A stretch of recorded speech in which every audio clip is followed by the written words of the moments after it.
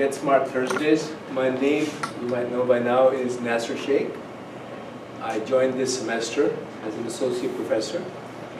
And I wanted to give something, talk about something very different than our usual lectures that we give, very detailed, sometimes very technical, around different PhD courses, but this is more about the journey itself. Okay? So I'll give you the short version of my bio. I had about 30 plus years of experience in the industry at different levels. And then I went into academia, so I've been there about 5 years. I've been here, if you will, in academia for 5 years. And I've been teaching for about 12 years. While I was still working, I started teaching. Business courses, technology courses, and a mixture, and essentially technology management.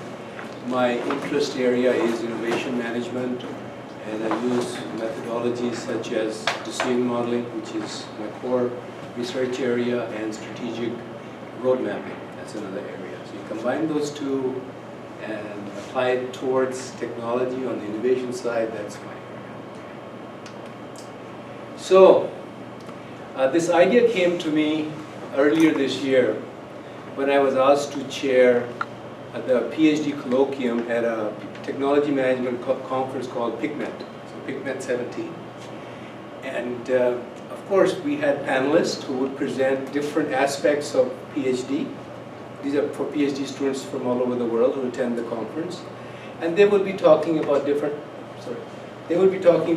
aspects of the PhD program, like what is the process, how to get papers published, what are some of the areas of challenges that occur and how to overcome them during a PhD program. I wanted to talk about something more general. And I had, at that time, recently been exposed a little bit to mythology and the research behind that.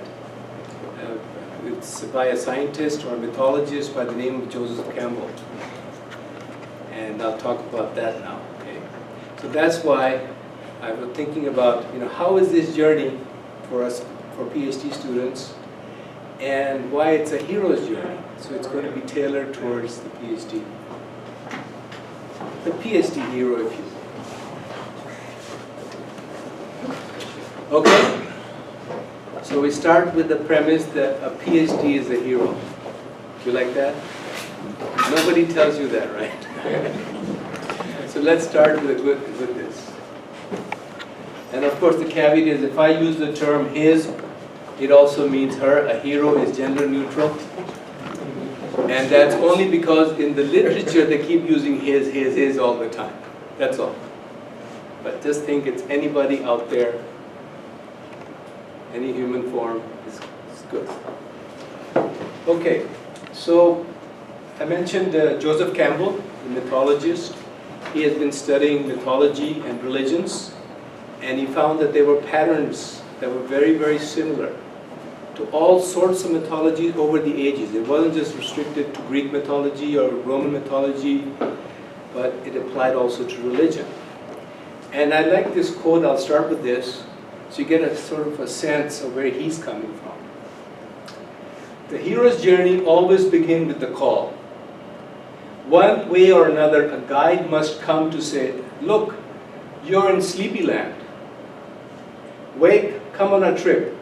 There's a whole aspect of your consciousness, your being, that's not being touched.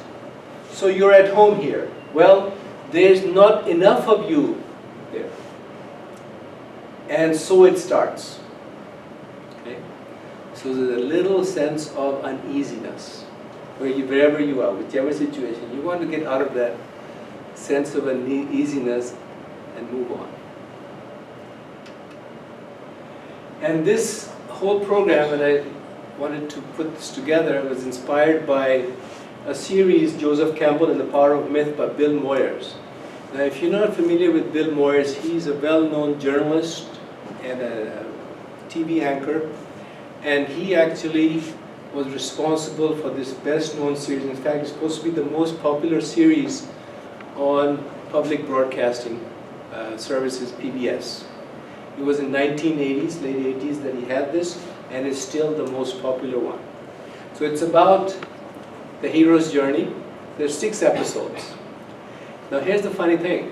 When I first looked at this months back, it was all available freely on YouTube, all the episodes. And then when I check it now, it's all gone. They're selling it for a fee. But if you ever want to watch the series, you can always, I'm sure, get it from the library, public library, and maybe through interlibrary loan from our library as well. Okay? So at this point, let me see if I can play a little video clip. Hopefully it'll work.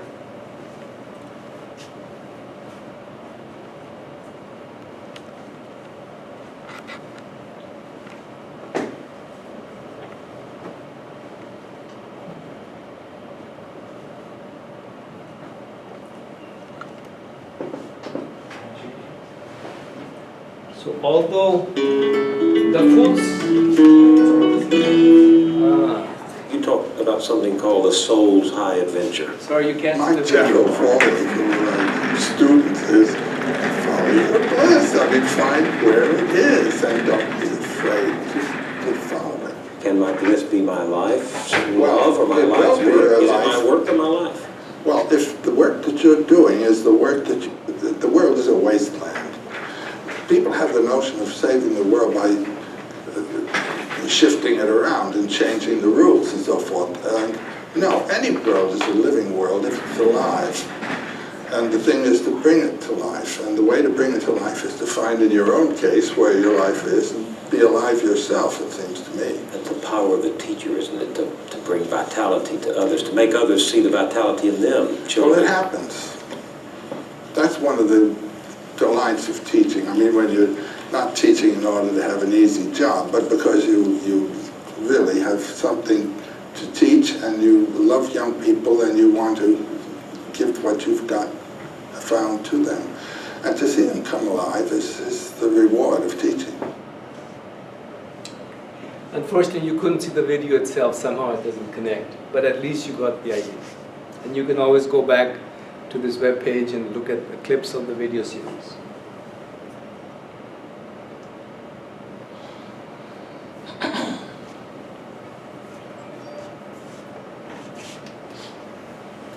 So we will be talking about a myth, but it's the monomyth. That means it's about you as a single journeyman, not about groups of people going out and having an adventure. So what is the monomyth? The monomyth is essentially this. A hero ventures forth from the world of common day into a region of supernatural wonder. Sound good? Fabulous forces are there encountered and a decisive victory is won. The hero comes back from this mysterious adventure with the power to bestow boons on his fellow man. Now this is taken from Joseph Campbell's The Hero with 1,000 Faces. That was published a long time ago in the 60s originally. And that's when he uncovered the patterns of mythology. Okay. And a boon is a gift. So every hero goes out, does all sorts of things, and comes back with a gift. So you may consider this as 3 acts, just like in a drama, Act 1, Act 2, Act 3. So this is my interpretation of the myth. Act 1 is where, and think of a stage. So Act 1 is one scene, one context, and you are in the ordinary world, the regular world. Act 2 is you go into this special world where all things happen. And then you return in Act 3 back to the ordinary world. So it's circular. Ordinary world, special world, back to the regular world. And if you look at the stages of this, well, let's look at it. The ordinary world, you have the call to adventure. Uneasiness, want to go out, do something. And when you enter the special world, there's the road of trials. Can you think of all the mythology and all the heroes, what they're doing? And then there's a goal or a boon. Have to get the golden fleece. Have to save the goddess or the princess. Yes. And then there's a return. Go back to the king or the god and say, look, I brought you back what you asked me. And then something is applied. When you bring back this gift, then what do you do with the gift? So essentially, it's a process of initiation and then a separation. So when you get initiated, you can no longer rely on the ordinary world anymore. It has to go further. And then there's a return, and it's circular. So this is all that happens. Very, very simple. The hero's journey is only 3 acts. 1, 2, 3. But it's very profound. Okay, so what are these stages that we go through? So of course you understand already that there is a call to adventure. And we enter this unusual world with strange powers and events. Don't worry, I'll explain how it translates to PhD, but I hope you're getting the sense of what's coming. Then there's a road of trials. If the hero accepts the call to enter this strange world, the hero must face tasks and trials, and have to face these trials alone, or may have assistance from a teacher.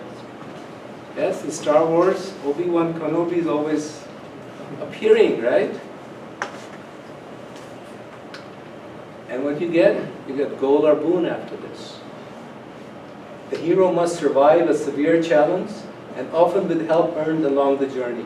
So the hero is not there by himself or herself. There's always help, even though the hero doesn't know about that, until the help appears, by chance. Yes. If the hero survives, the hero may achieve a great gift which often results in the discovery of important self-knowledge. So it's not just bringing back a gift, but there's a discovery process also. Easy, right? Easy things. But have you really gone through this discovery process? And then you return to the ordinary world, got the gift, have the self-discovery, and the hero must then decide whether to return with this boon. And even when returning, there are challenges. So it's not as simple as just getting the gift. And then finally, when the hero returns, if the hero is successful in returning, but we say when, right? Then the boon may be used to improve the world. So you bring back something for society. Okay. So who were the people influenced by such patterns of mythology and Joseph Campbell's work? Have you heard of Stanley Kubrick? He made the film 2001: A Space Odyssey. Who's seen 2001: A Space Odyssey? Can you relate a little bit to what was happening? Yes? How about George Lucas, Star Wars? Can you relate to the first movie, the second movie, third movie a little bit of what's happening, right? All this adventures going on, but the pattern is the same: Act 1, Act 2, Act 3. Yes? And of course, if you watch the whole series, you get far more information from Bill Moyer's episodes, 6 episodes. Okay, so now let's talk about us. The PhD allegory. So allegory means really a story or an analogy told as a narrative. Okay? And we don't study that in the hard sciences. I mean, students or scientists, social scientists study philosophy, who study creative writing. They already know this stuff. We just haven't exposed that. We were talking earlier. When I first was exposed to this, I talked to my daughter who had studied creative writing and philosophy and similar social science subjects. She says, oh yeah, we studied this in high school. Joseph Campbell, we know who Joseph Campbell is. I mean, we understand the monomyth and the patterns of mythology. I realized we don't, as when we look at the engineering side or more of the physical sciences, In applied sciences, we don't study it that much. It's good to know though. So in the PhD, we have 3 acts also. We have discovery, the quest for a degree, and then when we come out back to the world, we have a gift. And the gift may not be this, it's actually this, right? Because hopefully that self-discovery process has exposed you to several levels of research, analyzing things, looking at the world. When you have a blank sheet of paper, what do you do when nobody tells you what to do? Right? So what are these 3 things? And this you should memorize, because when I go through my PhD programs, I always tell my students that PhD is essentially 3 things, and we'll talk about that in a second. So what is Act 1? Act 1 is desire and preparation. You have a desire, you have to go through pre-qualifying exams, you have to find out which university you want to go to, see if you can handle the course load, or how to adapt and adjust. What about family life? What about the other aspects of the real world? Will everybody agree? You have the desire and the prep, but then there has to be a little bit more, right? So there's Act 1, and you haven't even started yet, right? Then you have Act 2. Act 2 is what PhD is all about.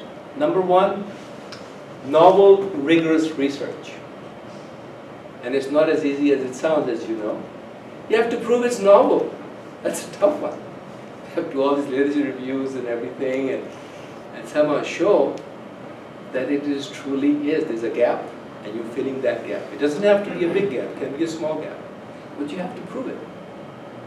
Second is, and this is true mostly in our applied sciences and engineering, we should show that it's value to the world.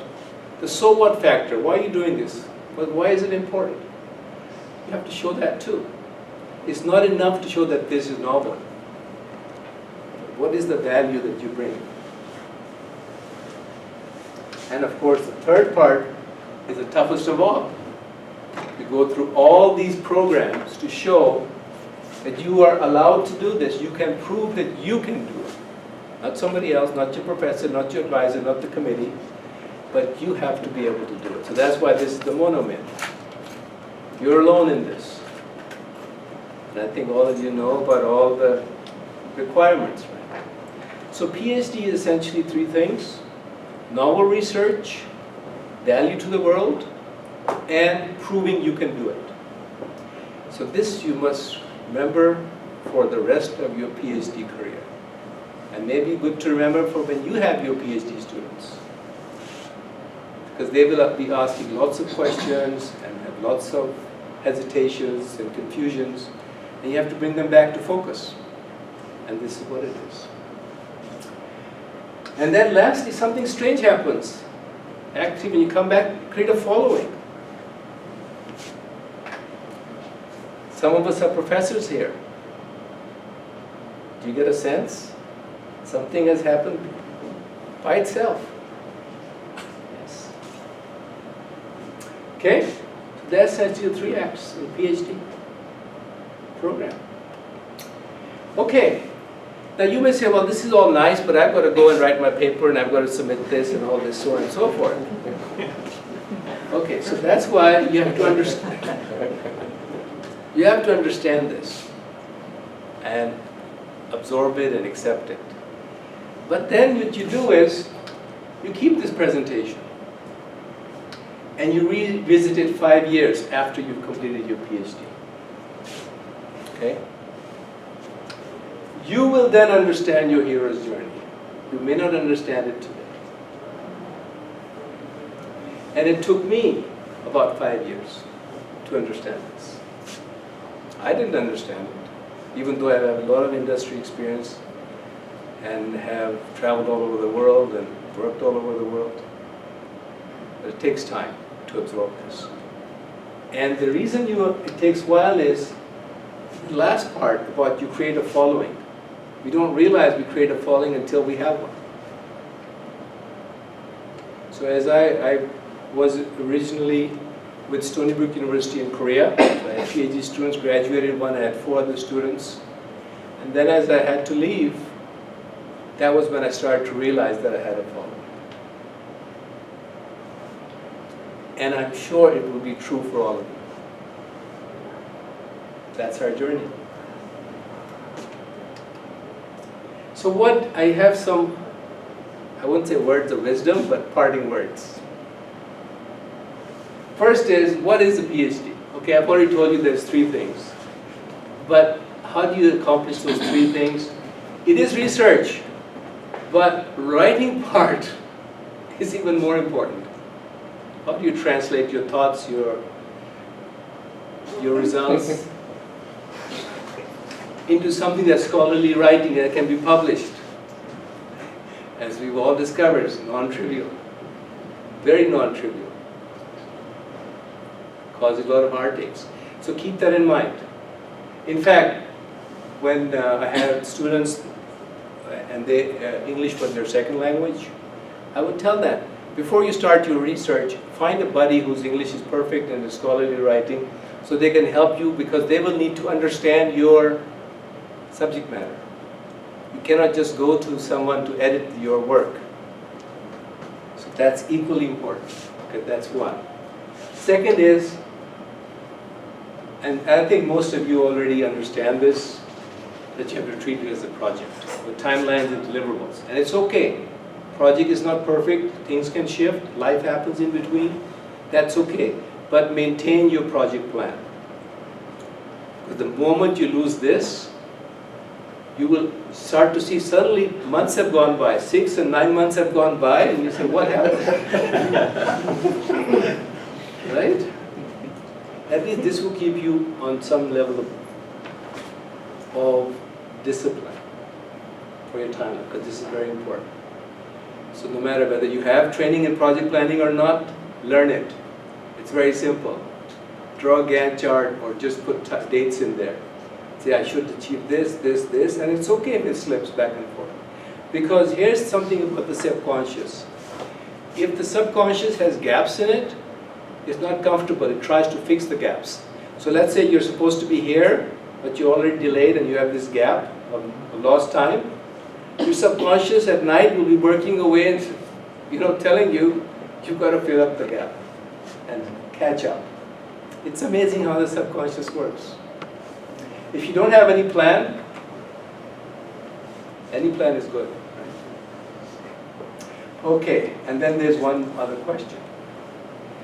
When you're on your journey, PhD journey, what will be your boon from your hero's journey?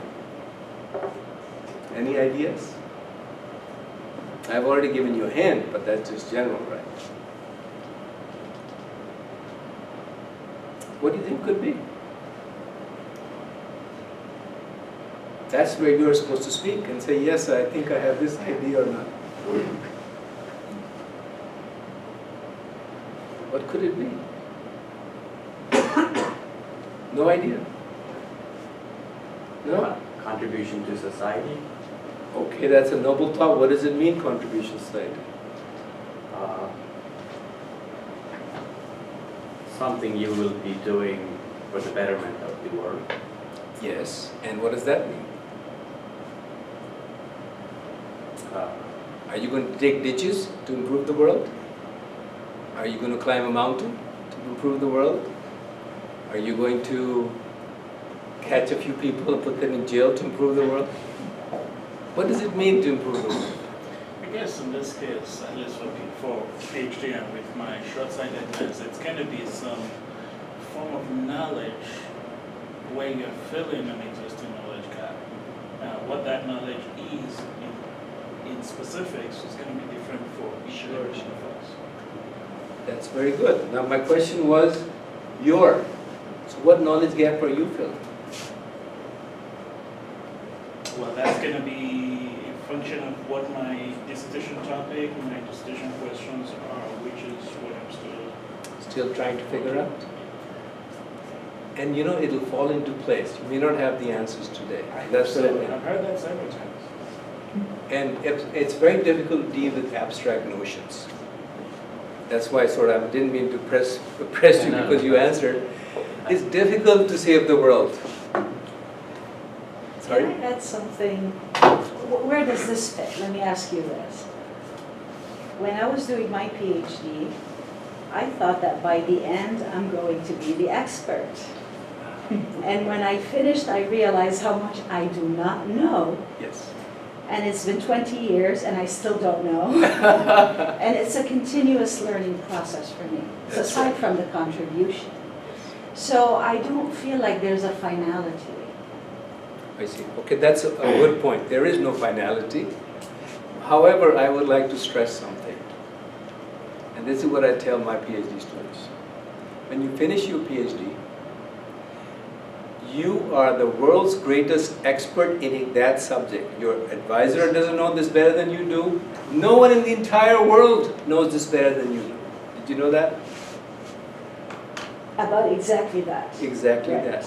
And the most important thing is not to worry about all we don't know, but to make sure that what we do, it is solid to the best of your ability, and you are comfortable and confident with it. That is more important than all the things we don't know. So similarly, when the student goes out there, there's a lot of hesitations, because we don't know so many things. Not expert in mathematics or physics and all the different varying subjects. And there'll be many questions asked, well, why didn't you do this? Why didn't you do this? Why didn't you do this? Why are you just focused? I think the most important thing is those things your advisor or the committee can help with and say, look, he or she does not have to answer all the questions of why they didn't do it.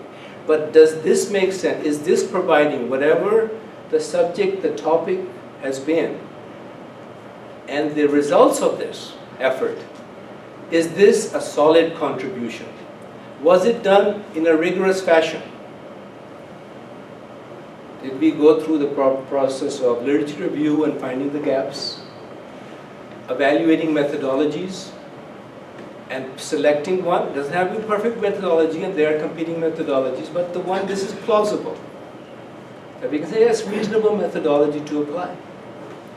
And then lastly, you get some results. Are these results done in a rigorous fashion so we can say, yes, we think that within this range of deviation, these are reasonable. And we ourselves will not be allowed to defend if they're not reasonable, right? Nobody will put you up there to defend if you haven't got the right results. Not the right results, but reasonable results with rigor behind it. So the most important thing to remember is that whatever you do, make a solid contribution. Don't worry about all the stuff we don't know, because we don't know a lot. That's true. And it's a learning curve throughout. And this puts us on a nice path, because then you have confidence. So if you do it once, you say, wow, I didn't know I could do this. And now you can reapply. You get another blank piece of paper, a blank sheet, and you start again. Maybe you may not need to, because now you have some research pathway to go on to, and go from and onto something. Maybe even change a little bit. That's the thing. Does that make sense? Oh, yeah. But for me, it's a continuous research process. That's So- all. That will always be there. Right. But you still have. But what is the driving force, you know? I'm still toying with, is it that I'm asking questions because I'm curious, or is it really because I have such a desire to contribute to the benefit of the world? Yeah. I'm I still see. toying with that I see. question. Yeah, I think it's very difficult to go the route of am I contributing to the world. It's more about inquiry You're right. and meaningful inquiry.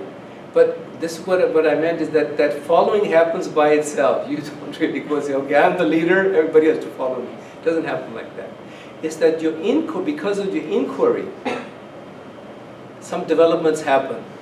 And somehow there are people all over the world who have similar questions and say, we'd like to figure out how he or she did this. Or can we get some knowledge base that we can expand on this? That's what happened by itself. That is the amazing thing of the following. Yes. One of the boons, subject matter aside for a second, one of the boons that I think this group particularly is well suited to take away from the journey for the hero is whatever research that we're doing, specific engineering topic or tech management topic, we can put a lens on it for industry applicability.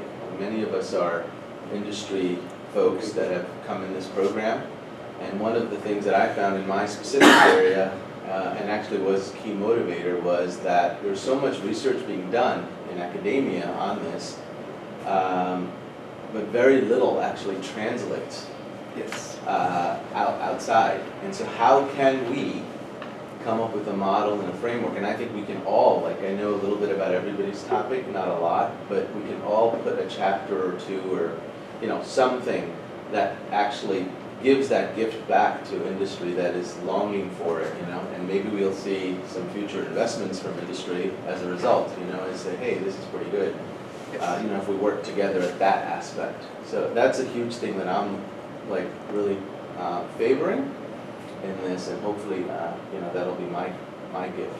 Very good, very good. In fact, this is one of the reasons I got into academia. Sorry, go on. I don't know specifically my boom, but I can specify that I anticipate two qualities that will come from that boom. One would be relevance.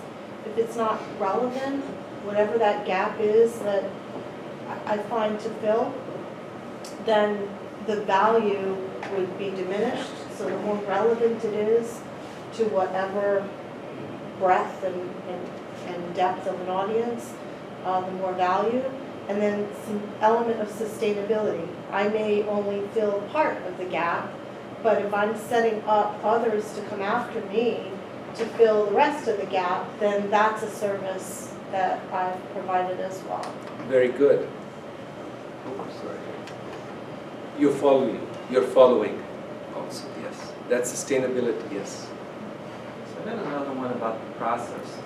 I think that the process is so rigorous by your definition to get something that will add value and hasn't been explored to that level of detail, that when you walk away from it, and this is me saying it before the journey, so it's a pro forma, right? I think if you can take something at this level and create and solve something that hasn't been solved, that's a skill set and a process and a tool set that you can take forward where maybe before you didn't think you could. And then the world kind of opens up to opportunities. So I think the process itself, regardless of your topic, becomes part of that hero boom once you accomplish it. It's a good point. It's not just a thing only. It's a whole environment that you bring forward. So but that was my question. And I'm glad you mentioned that. When you create a following, it's not just one thing or one major achievement. It's a whole set of activities that happen. And then